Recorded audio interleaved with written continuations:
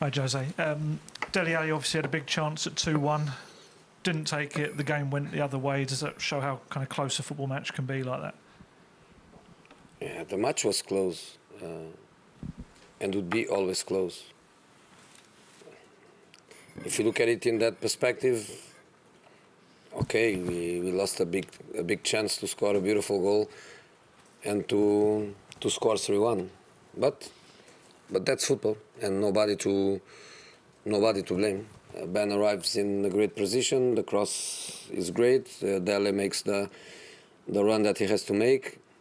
He's pretty good in the air for a player that is not a striker. He's a good header of the ball. He was unlucky. John. Joe, they've had more injury problems. Hugo Lloris didn't play today. How bad is his injury, and when might he be back? I don't know.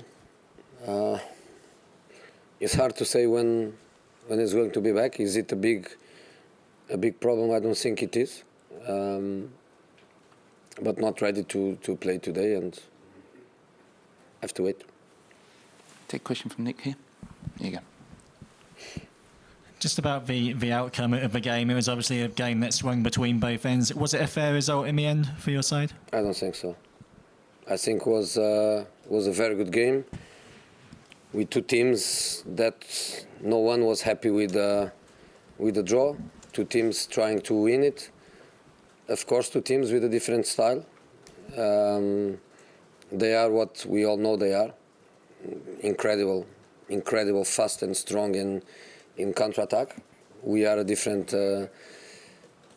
team, and obviously without the strikers we try different solutions. I think it worked in the sense of we managed to score goals, we managed to have some opportunities, we managed to arrive in dangerous positions. I don't know, I don't have data with me in this moment, but I believe that we had more possession than them, so we had more control than them. I think it's unfair. The result is totally unfair for us, but that's what it is. Tony. Jose, just to go back to the strikers thing, was that the difference? They've got a striker, Jimenez, 23 goals, I think, this season. You don't have a striker at the moment. Is that the difference?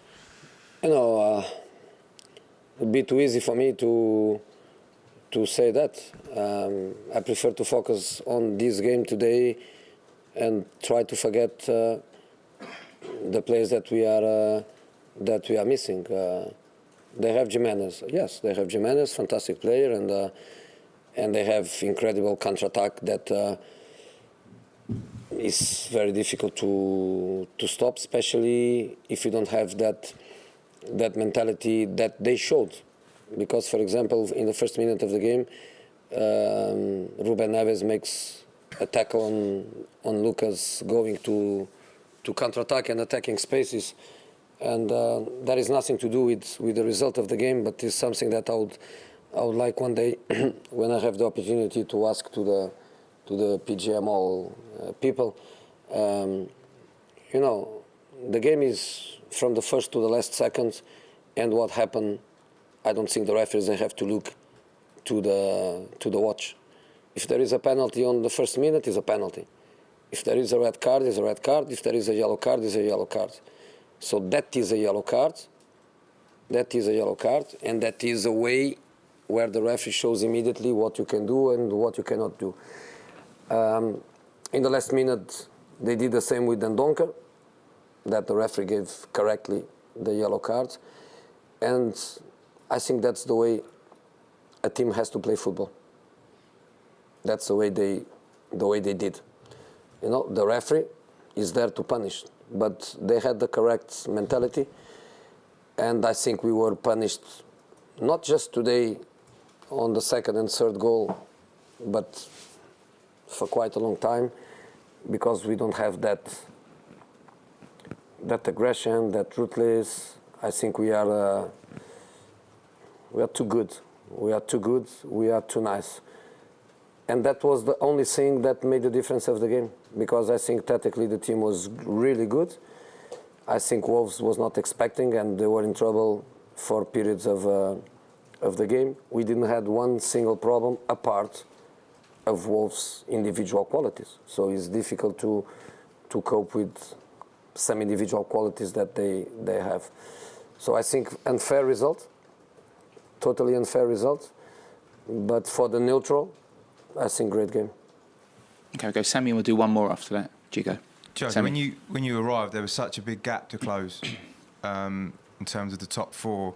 You've managed to close the gap twice now, but then you've how do you explain that? And that must be such a frustration. If I'm going to explain, I'm going to be repetitive. I'm going to be repetitive. In this week, I use the words, we have to try to keep close. We have to try to keep close until the moment where we have possibly back a different power than we have. But you are right. It's frustration, not just for me, but also for the players. We recovered 11 points distance to the fourth. We were 12. We recovered. We went to 1, and then when we go to 1, everything changed for us. Everything changed for us. So it's frustrating. Yes, it's frustrating, but we have to keep fighting like we did today. I cannot complain with the players about their spirit, about their fighting. I cannot complain. I can complain about some psychological characteristics. That is something that is not easy to change. But I have nothing to complain with the players at all. I think the result is very unfair. Okay, Matt. Then you go. Do you mind explaining your thinking with selection at the back? It's unusual for us not to see Toby or Jan, and it's the first time in a while Eric's played in defence. What was your thinking? Eric played very well. I think Eric played very well. So I think if Eric's performance was not as good as it was, I would understand questions and I would understand.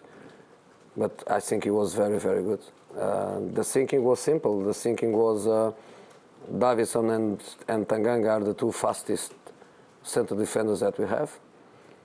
And Eric is the one that by nature is a midfield player. So playing in the middle of the other two centre backs was the one that normally is more comfortable to step up, is more comfortable with reading the game and passing. So it was a mixture of giving security, but at the same time keeping fast people in the back. I think they played well. I think especially Eric was very, very good. And sometimes you can see the goals and you blame goalkeepers, you blame defenders. As other times you can see the goals, and it's a global situation. And I think it was when it is a transition, when it comes from behind midfield, and I think is not about them. Okay, Paul, last one. Jose, you previously said that Troy Parrott you didn't think was ready. He was on the bench today. What has he done to show that he's ready, and could he be ready for a start against Norwich? He's not ready. He's not ready. He was on the bench. He's a good kid. He's a good talent. He's a kid that we want to help. He's a kid that needs help not just on the pitch but also outside the pitch. He's a kid that we are going to take care of, like since the beginning. And he's a kid that is going to have, obviously, his real opportunity in the right moment when we feel is the moment. Why he was on the bench? He was on the bench because Lamela, before the game, he told that he was not even ready to go on the bench.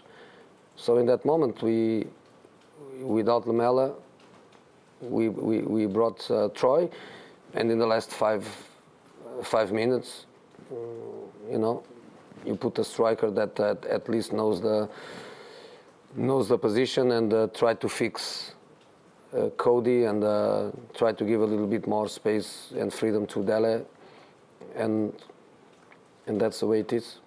Okay, guys, thank you. Thank you.